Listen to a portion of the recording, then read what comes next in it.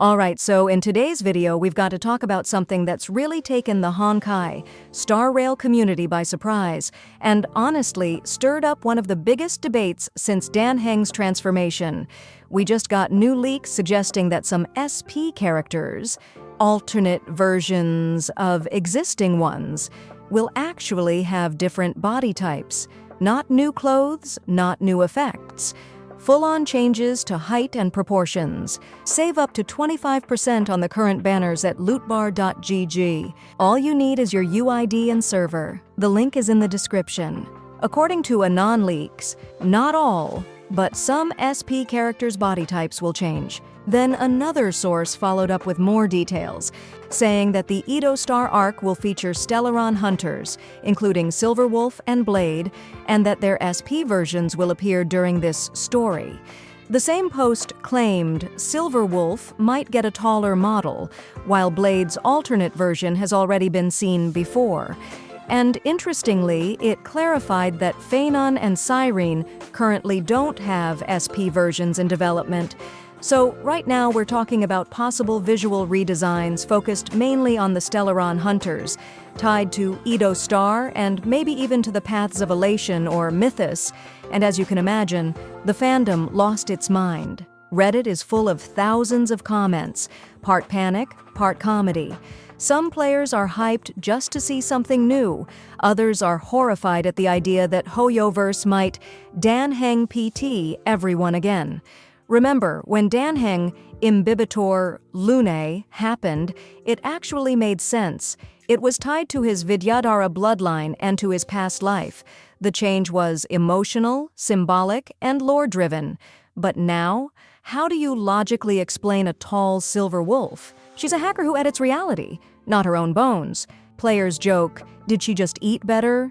Download a height patch? It's become a meme, but underneath the jokes there's a real feeling that the devs might be stretching narrative logic just to justify a marketable redesign. Scrolling through those comment threads, you can feel two clear moods. First, the lore copers. People saying maybe Aha or Mythos are behind it, that Edo Star could have a curse, or that it's another virtual space world where characters appear differently. Some even connect it to the idea of avatars or dream forms like we saw in Penacony and Amphorius. And yeah, that's plausible. Hoyoverse loves simulations and layered realities. But the other half of the community is just tired. Please, not another fake world arc. Amphorius was simulation. Penacony was dreamscape. If Edo Star is also a distorted reality where everyone randomly transforms, people fear it'll feel repetitive. Still, the memes are glorious. We've got Chad Venturine, Talclee, Sparkle-sized Sampo, Mommy Sparkle, and of course the ultimate cry of despair, don't de-twinkify Aventurine. That phrase alone sums up the fan energy right now. Players love these characters exactly as they are.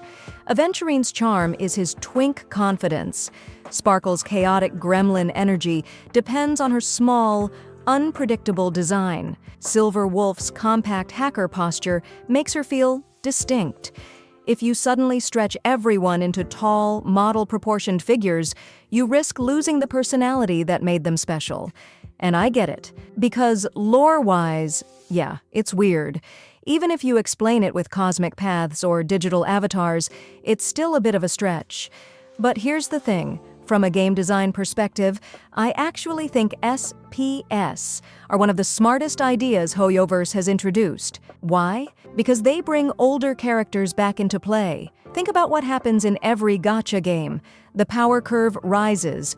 Old units fall behind. Special or alternate version solves that. They let the devs rebuild an old favorite from the ground up with modern mechanics and new visuals, without erasing the original. You still have base Dan Heng, but now you also have Imbibitor Lunae. You can love both. It's not retcon, it's evolution. That's why, even if the lore justification gets messy, the concept is genius.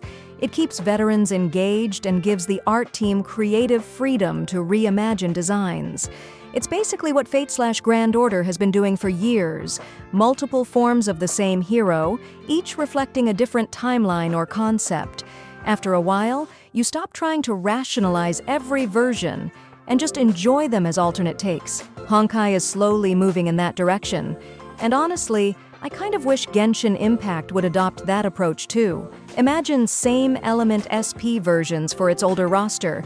Not Pyro Diluc suddenly turning Hydro, just Pyro Diluc SP, with updated combos, refined burst animations, and modern synergy that makes him feel relevant again. Or a Nemo Xiao SP still plunging but with improved scaling, maybe extra Anemo DMG conversions or DF-based resistance penetration. It'd keep the identity intact while letting old characters re-enter the meta. Because let's be honest, in Genshin, tons of early units feel outdated now. SPS could fix that without breaking lore. It's the same element, same story, but a stronger, refined version that fits 2025 gameplay. And Hoyo could sell it as training evolution, awakening, or even memory resonance. No need for alternate universes, just natural progression. That's the beauty of SPS when they're handled well. They give us new reasons to use the characters we already love. They refresh the team meta without deleting anyone.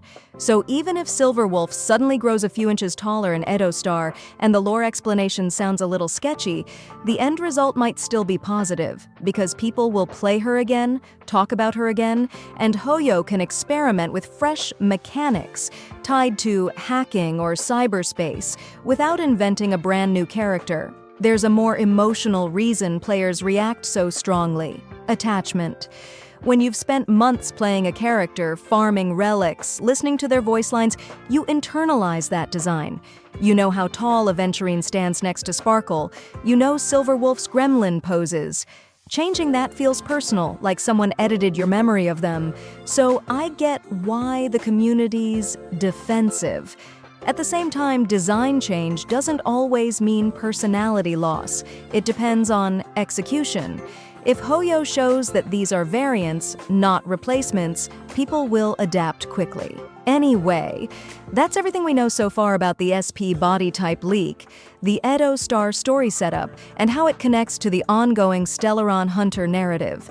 Now I'm curious, what do you think? Would you prefer strict lore logic, even if it limits variety? Or are you fine with Hoyo bending reality as long as it keeps gameplay fresh? And would you want to see Genshin adopt same element SPS for its older roster, characters reborn with modern kits and updated visuals? Drop your thoughts down below.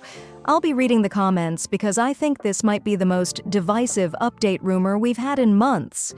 If you enjoyed this breakdown and want to stay up to date with every new leak, beta change, and community reaction, don't forget to like the video and subscribe.